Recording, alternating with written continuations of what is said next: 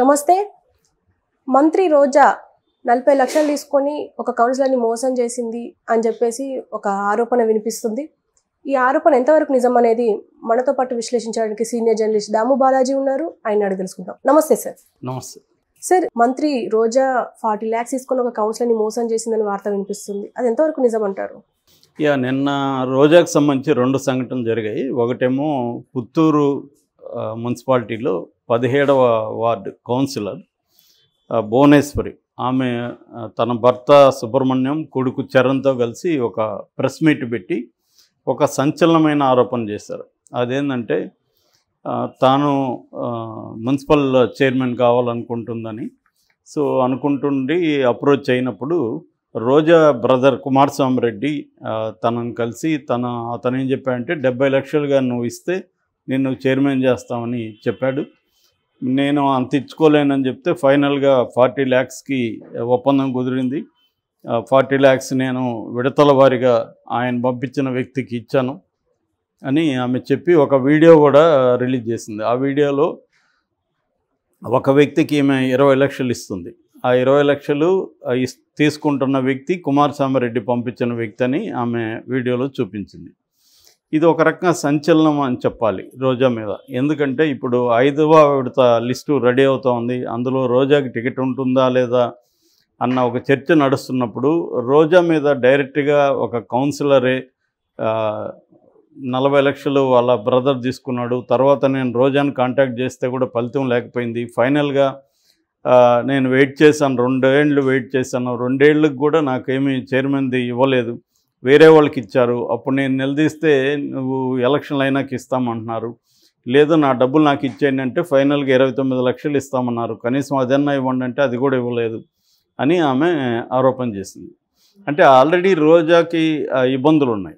నిన్ననే ఇంకొక సంఘటన కూడా జరిగింది. అదేంటంటే నిండ్రా వడమాలపేట జడ్పీటీసీ మెంబర్లు ఇద్దరు, నిండ్రకు సంబంధించిన మురళీధర్ రెడ్డి, వడమాలపేటకు సంబంధించిన మల్లీశ్వరి, వీళ్ళిద్దరు కూడా రోజాకి టికెట్ ఇస్తే మేము ఓడిస్తాం అని అనౌన్స్ చేశారు. ఇద్దరు కూడా వైసీపీ వాళ్ళే. అంటే రోజాకి నేను గతంలో కూడా చెప్పినాను, మామూలుగా మనం ఇంట గెలిచి రచ్చ గెలవాలనే ఒక సామెత ఉంటుంది. రోజా రివర్స్లో రచ్చ గెలుస్తుంది కానీ ఇంట గెలవడం అనేది ఆమెకి లేకుండా ఉంది. సో రోజాకి ఏంటంటే అక్కడ నగిరి నియోజకవర్గంలో నగిరిలో కూడా ప్రాబ్లమ్స్ ఉన్నాయి. నగిరిలో ఈడిగ కార్పొరేషన్ చైర్పర్సన్ కేజే శాంతి, ఆమెకి రోజాకి మధ్య తీవ్రమైన గొడవలు ఉన్నాయి. గతంలో జగన్ వచ్చినప్పుడు కూడా ఇద్దరికి షేక్ హ్యాండ్ ఇచ్చి కల్పించాడు కానీ అదేమీ పనిచేయలేదు. ఎందుకంటే వాళ్ళ హస్బెండ్ ఇంతకుముందు మున్సిపల్ కార్పొరేషన్ నగిరి, ఆయన కేజే కుమార్, ఆయనకి రోజాకి పడదు, వాళ్ళ వైఫ్ శాంతి. సో వీళ్ళకి అక్కడ లోకల్గా బలం బాగానే ఉంది. అట్లాగే కొప్పేడులో చక్రపాణి రెడ్డి అని ఉంటాడు, ఆయన శ్రీశైలం బోర్డు చైర్మన్. కొప్పేడు అంటే ముందు నుంచి కూడా చెంగారెడ్డి అంటారు, రెడ్డివారి చెంగారెడ్డి. ఈ రెడ్డివారి చెంగారెడ్డికి అక్కడ స్థానికంగా బాగా బలం ఉంటుంది. ఆయన చాలా కాలం మినిస్టర్గా కూడా పనిచేశాడు కాంగ్రెస్లో. ఆయన కాంగ్రెస్ వాది అనమాట. చివరి కూతురుకు కూడా ఇందిరా అనే పేరు పెట్టాడు. సో వాళ్ళ ఫ్యామిలీకి చెందిన ఈ చక్రపాణి రెడ్డి కూడా అక్కడ లోకల్గా బలం ఉండే వ్యక్తి. అతను గట్టిగా వ్యతిరేకిస్తున్నాడు రోజాని. ఆ మధ్య కూడా అతను ఒక ఓపెనింగ్ ఉంటే కూడా రోజాను ఆహ్వానించలేదనే విమర్శలు కూడా వచ్చాయన్నమాట. ఇక ఏలుమలై అంటే ఆయన ఒక ప్రధానమైన నాయకుడు అనమాట అక్కడ. సో ఆయన కూడా వ్యతిరేకిస్తున్నాడు. అట్లాగే మాజీ మున్సిపల్ దీంట్లో పనిచేసిన లక్ష్మీపతిరాజు, ఇప్పుడు ప్రజెంట్ విజయనగరం ఎంపీటీసీ అనమాట. సో వీళ్ళంతా కూడా వ్యతిరేకిస్తున్నారు రోజాని. సో ఇది ప్రాబ్లం. అంటే మేజర్గా అక్కడ పెద్దిరెడ్డికి రోజాకు మధ్య ప్రాబ్లమ్స్ ఉన్నాయి. పెద్దిరెడ్డి రోజాని ఈసారి అవాయిడ్ చేద్దాం టికెట్ ఇవ్వకుండా అనుకుంటున్నట్టుగా చెప్తున్నారు.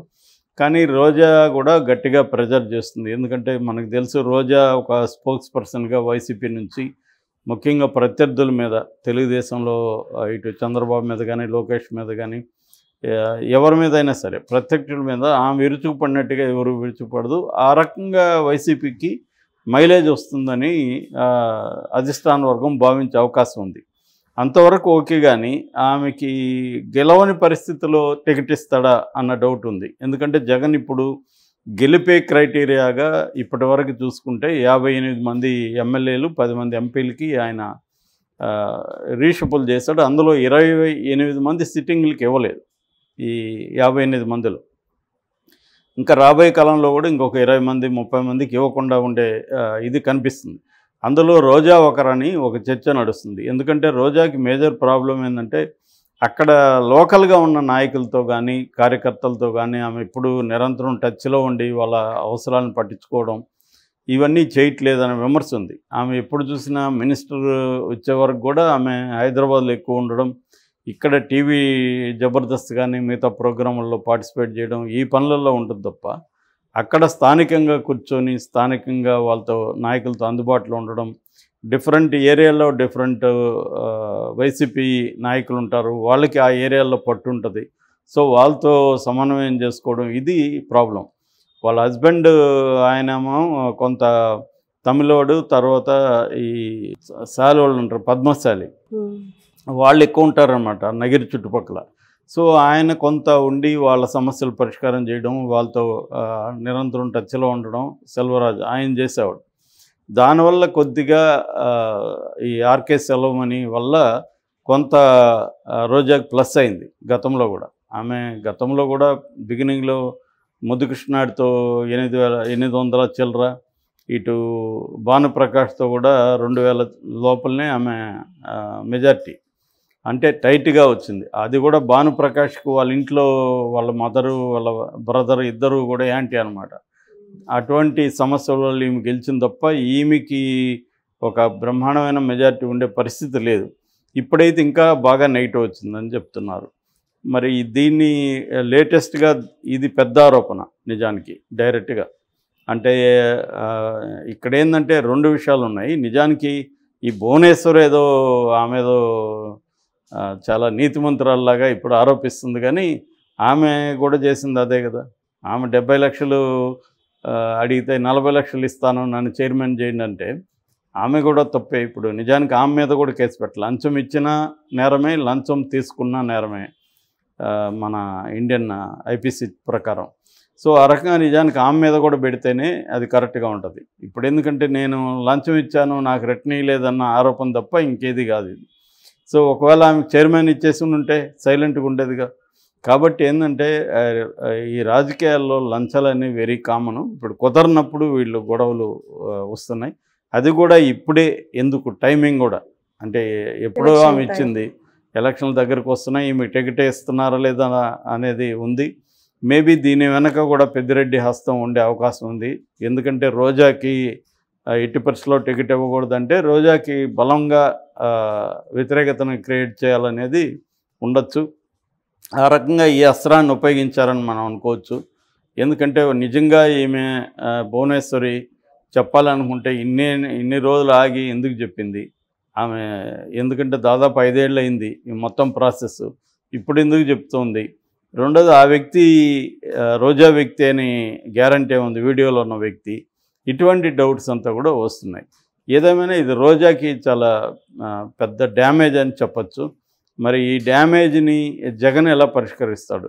నాకు తెలిసి అయితే ఆమెకి ఇమీడియట్గా టికెట్ ఇవ్వకపోవచ్చు. ఇప్పుడు కానీ ఇస్తే అది ఇంకా నెగిటివ్ అవుతుంది. మరి ఆమెతో మాట్లాడి నియోజకవర్గం ఏమైనా చేంజ్ చేస్తాడా?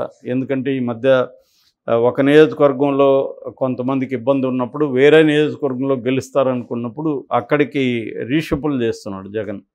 సో అటువంటివి ఏమన్నా చేసే అవకాశం ఉందేమో అనేది చూడాలి బేసిక్గా. Okay sir, thank you.